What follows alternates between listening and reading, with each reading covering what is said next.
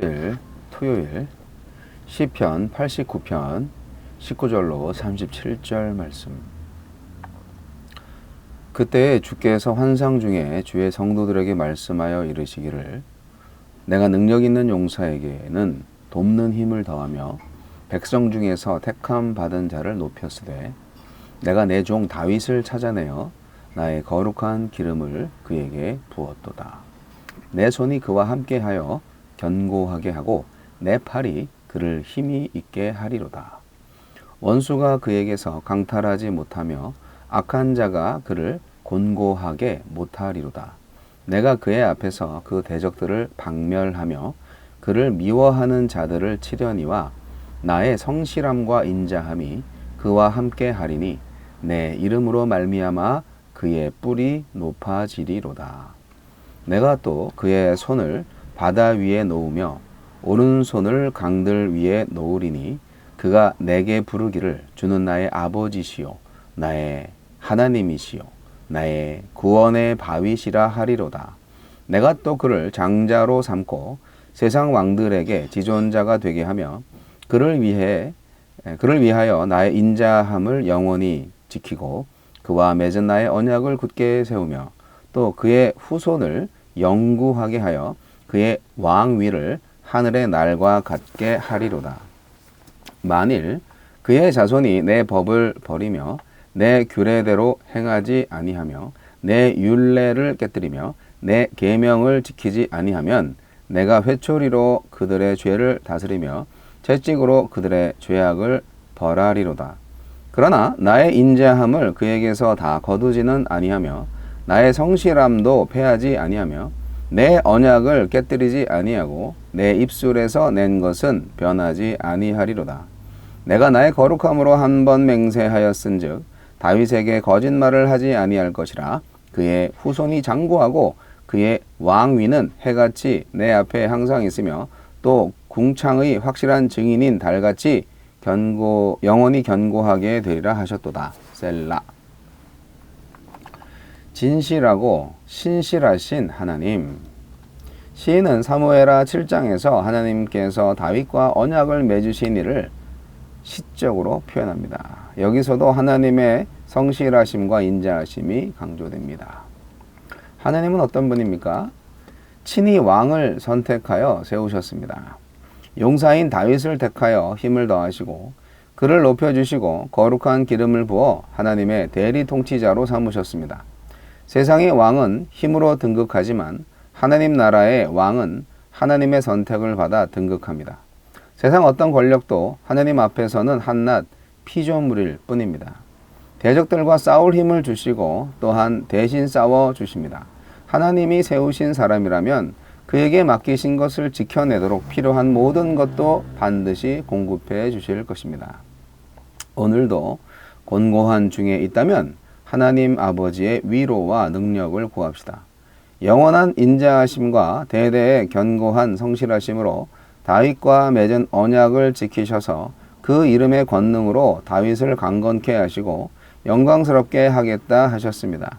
하나님은 지금도 성령의 권능으로 복음을 선포하시고 주의 백성을 부르심으로써 이 인자와 성실을 구현하십니다.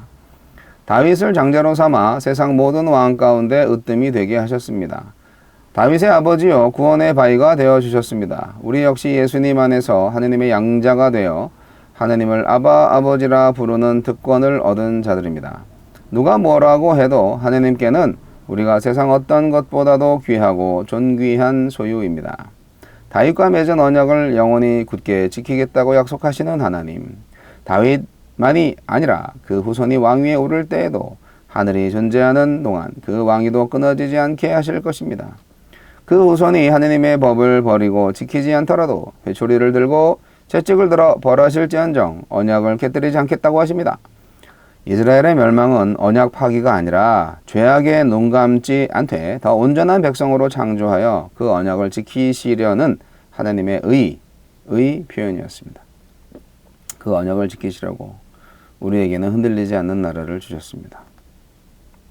주여, 저를 선택하시고 인자와 성실로 책임지시는 나의 아버지, 나의 구원의 반석을 찬양합니다. 이 시편 89편이 되게 길어요. 내일 주일까지 계속됩니다. 그래서 3일에 걸쳐서 시편 89편을 보는데 시편 89편에 대한 해설이 조금 더 필요할 것 같네요. 시편이 뭐 다 다윗의 저작이 아닌 거 아시죠? 예, 다윗이 많이 지었는데 다윗이 뭐 다 지은 건 아니고 이 시는 그야말로 언약에 신실하신 하나님에 관한 시편입니다. 하나님은 약속을 잘 지키시는 분이다 이거죠. 예, 약속을 잘 지키시는 분이다. 근데 그것은 어떻게 보면 하나님의 일방적인 약속이라고나 할까? 하나님이 우리 인간하고 지은 함께 한 약속이지만 인간은 그 약속을 지킬 수가 없어요. 왜냐하면 너무 연약하기 때문에. 하나님이 그걸 아시죠? 근데 하나님은 약속을 하셨기 때문에 하나님 편에서는 약속을 지키십니다. 그래서 하나님이시죠. 네. 이 시편 89편은 다윗과 맺은 하나님의 언약이 그분의 인자와 성실을 바탕으로 영원히 지속될 것을 확신하고 찬양하는 시입니다. 그러면 그 약속은 뭡니까? 다윗에게 주신 약속이 뭐죠? 예, 그것은 다윗에게 주신 나라가 영원히 지속될 것이다. 그런 내용이에요. 그게 사무엘하 7장 13절에 약속하신 말씀이 나와 있는데, 그리고 또 한 가지 재밌는 것은 이 참 깨달음이 있고 정직한 시인의 표현인데, 하나님의 약속이 성취되는 또 다른 방법이 있어요. 다른 형태가 있는데 그게 뭐냐면 다윗의 후손들이 범죄할 경우에는 하나님께서 그들에게 벌을 내리시기도 하지만 약속대로 왕위를 영원히 견고하게 보존하시겠다는 것입니다. 그러니까 사실 못된 왕들 많잖아요. 예. 그리고 사실 이스라엘 나라 망했죠. 예. 그래서 이 뒷변에 보면은 이게 내일 본문인데, 내일 본문 그 89편 후반절쯤 가면은, 마지막 부분 가보면은 아니 왜 다윗과 그 후손들의 나라가 영원히 지속되어야 되는데 왜 유다가 망했습니까? 이러면서 유다의 패망을 탄식하며 기도하는 내용이 들어 있습니다. 어찌하여 다윗에게 주셨던 약속의 내용과는 전혀 다르게 선택된 백성이 망했습니까? 그렇게 반문하는 내용이 있어요. 근데 이런 내용이 그야말로 일방적인 컴플레인이라기보다는, 그러니까 하나님의 신실하심을 의심하는 그런 기도라기보다는 오히려 하나님 약속하셨잖아요. 그러니까 회복시켜 주실 거죠? 네, 그런 내용이라고 볼 수 있습니다. 하나님의 나라의 회복을 간절히 바라는 기도가 되는 것이죠. 시편의 저자는 하나님 나라의 견고성과 확실성, 영원성을 노래하고 있습니다. 왜냐? 하나님의 나라가 하나님의 언약 위에 세워진 나라이기 때문입니다. 그래서 하나님의 언약을 다윗과의 언약적 관점에서 다시 재조명해보는 것입니다. 하나님의 나라가 다윗을 통해서 영원히 지속될 것이다 하는 그런 하나님의 선언, 그것이 바로 시인이 그런 확신을 갖게 하는 근거가 됩니다. 하나님은요, 그 확신을 주실 수 있는 이유가 뭐냐? 거룩한 특성입니다. 하나님의 거룩상. 그리고 하나님은 성실성, 그러니까 변하지 않는다. 예, 하나님은 변하지 않아요. 여러분, 다들 고향이 있겠지만, 천지가 개벽했네. 제가 한국에 와가지고 여기저기 가보면, 여기저기 다 아파트가 많고, 그리고 새로 닦여진 신장로가 많고, 정말, 이 천지가 개벽했어. 옛날 내가 코 흘리던 시절에 놀던 골목길 다 없어졌어.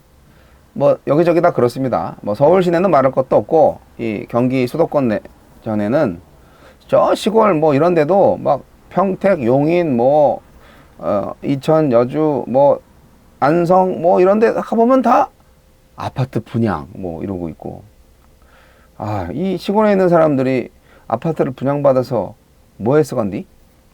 아, 참 이쪽으로 이제 내용이 가면 안 되는데, 하여간 그렇게 돼도 딱 보면은 여기 이천에 도드람산이 있는데요. 뭐 50년 전 도드람산이나 지금이나 도드람산은 똑같아요.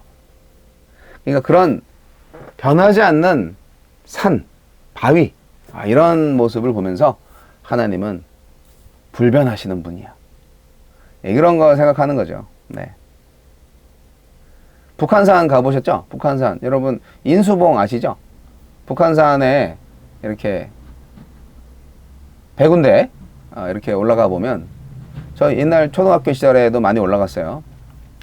아, 이 바위가 주는 어떤 그 영원한 어떤 그 자리에서 그대로 있는 그 위엄, 장중한 느낌. 이런 거 좋습니다. 그래서 정상에서 쫙 서울 시내를 바라보거나 그러면 올라갈 때 흘리던 땀 이런 거 다 싹 사라지죠. 그게 이제 등산의 묘미인데, 자, 그런 것처럼 하나님은 변하지 않는다. 그러니까 다윗과의 약속도 절대로 하나님 변하지 않는다. 그래서 구원의 반석이라는 말을 자주 쓰는 거예요. 예. 예, 구원의 반석.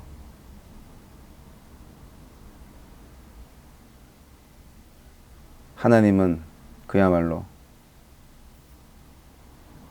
구원의 반석. 구원의 반석. 이 구원의 반석이라는 말이, 네. Salvation of the Rock인가? 뭐 어떻게. 이게 느낌이 오지 않아요? 찬양도 많이 있거든요. 주님은 나의 구원의 반석. 뭐 이렇게 찬양. 자, 근데 이제 시인의 현실은 좀 달라요. 70편, 89편 이제 쭉 보시면, 힘들어요. 네. 하느님의 약속과 현실과의 괴리가 너무 심해요. 예, 그래서 탄식하고 막 그러는 내용이 있어요.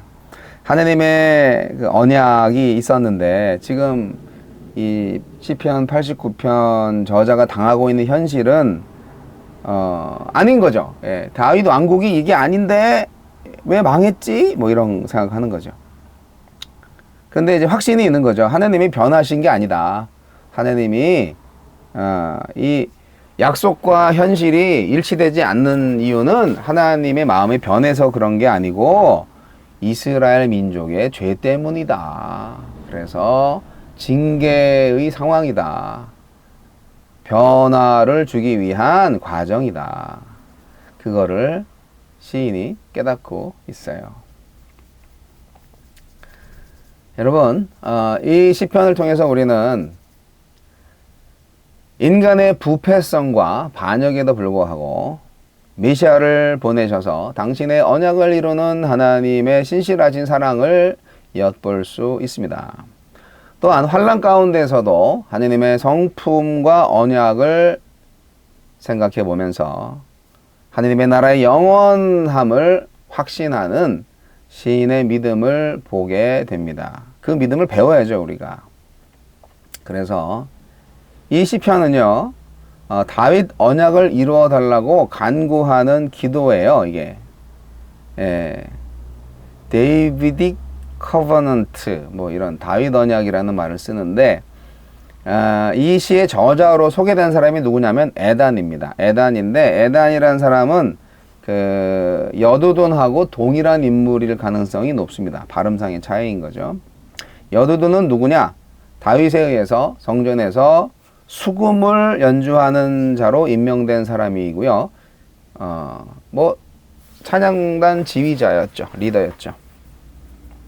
그래서 이 여두둔이 이 시편을 썼고 그 후손들에 의해서 보존이 되었다라고 보는 게 신학적 정설입니다. 그래서 저와 여러분에게 주신 하나님의 약속이 무엇입니까? 각자의 약속이 있겠죠. 근데 공통적인 약속은 이 다윗의 언약이 무엇으로 성취되었느냐? 그리스도의 나라로 성취된 거예요. 이스라엘 백성들은 잘 모르겠죠. 왜 우리 이스라엘이 이렇게 회복이 안 되죠? 자기네 나라들만 하느님의 나라라고 생각하는 사람들도 아직도 많이 있지만 우리는 신약 성경을 믿고 있기 때문에 이 다윗의 나라가 그리스도의 나라로 영원히 성취가 된 거예요. 그래서 이스라엘 사람들 이방인, 그러니까 유대인들 입장에서는 이방인들을 통해서 다윗의 나라가 옮겨갔죠. 예. 그들은 몰라도 우리는 그렇게 해석하고 믿고 있는 것입니다. 다윗의 언약은 그리스도, 왜냐하면 그리스도가 다윗의 후손이잖아요. 그러니까 그리스도의 나라로 영속한다. 계속 보존되고 그리고 확장된다. 그래서 이 교회가 바로 그리스도의 나라의 시작점이 된 거예요. 출발점이 된 거예요. 하나님의 통치가 이루어지고 있습니까? 그리스도의 통치가 이루어지고 있습니까? 그리스도의 언약이 실현되고 있습니까? 이것이 뉴 다윗의 언약이 되는 거죠. 예. 여러분, 하나님께서 그리스도를 통해서 우리에게 주시고자 하는 것은 평안과 사랑입니다. 그리고 오늘 매일 성경 해설지의 제목처럼 진실하고 신실하신 하나님의 표상, 실체입니다. 형상입니다. 누가? 그리스도가. 예수 그리스도가. 그 그리스도는 다시 십자가에 달려 죽으셨다가 부활하셨다가 승천하셨다가 지금은 성령을 통해서 하나님의 영이 우리 안에 계심으로 우리 안에 그리스도의 영이 살아있으므로 우리는 진실하고 신실하신 하나님 나라의 백성이 된 것입니다.